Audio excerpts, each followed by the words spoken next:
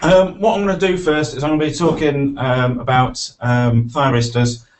Chris has asked us a question, and the question that Chris has asked is, we want to use thyristors as part of our GCSE electronics course. Do we have a kit that would give Year 10 students access to entry-level circuits with easy to understand build instructions and theory notes?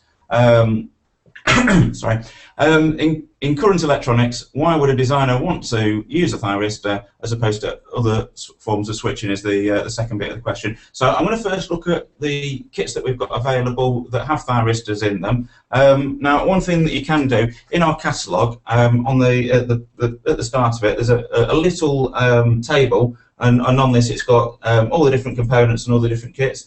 And if you look at that, it will show you our steady hand game with latch and our quiz buzzer both use thyristors in them. So if we just have a quick look at those two products, I'm going to start with the steady hand game with latch.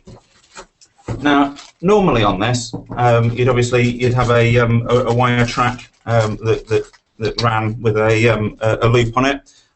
However, I've not got that here. So I'm just going to use a little clip lead and show you how this circuit actually works. So normally we would attach the wire track and the loop to this section of the board here. So I'm just going to cheat with the wire, and what you'll find is that when that's pressed down, when that's connected onto that, the buzzer will sound, and the LED's on there. If we press the button, then the LED goes off. So what's happening? The buzzer sounds and the LED latches, and then to unlatch the LED, we're pushing the button. So that's using the thyristor to do that. It basically, when there's a voltage across it onto the gate, it latches, and then when we press the button, it zeroes it and it clears. So that's the steady hand game. Probably a little bit basic for a Year 10 student, but it's always worth looking at the various options.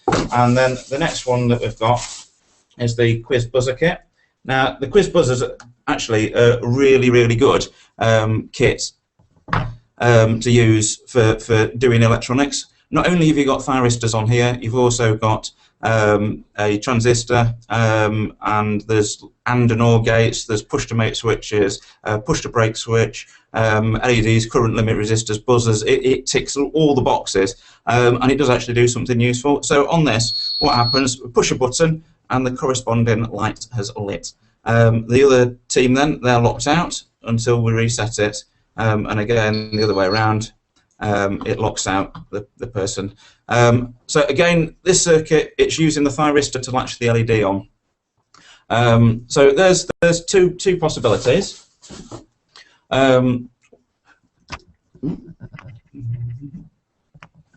Two possibilities there. Now, both of those circuits, they both use a DC low voltage for latching. Now, in reality, although this is a good way of demonstrating a thyristor in the classroom, it's not how they're used typically as a proper application.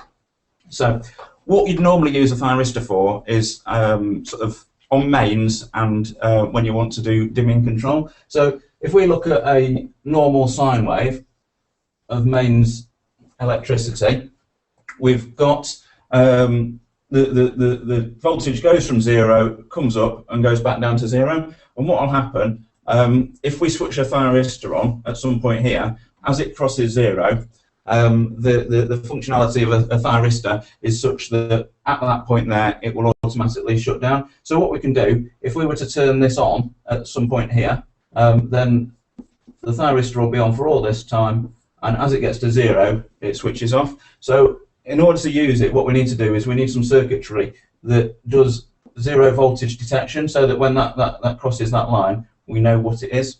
And then all we have to do is delay an amount of time, and if we turn it on here, then we'll get full power out. If we turn it on here, we get no power out, and somewhere in between. So what we can do is, by varying when that's turned on, we can vary how much power is going into the output device. So if you're using a light, then you can use this as a dimming function on the light.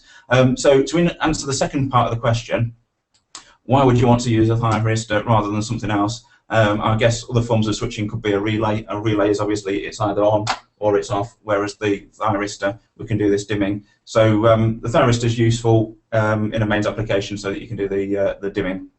So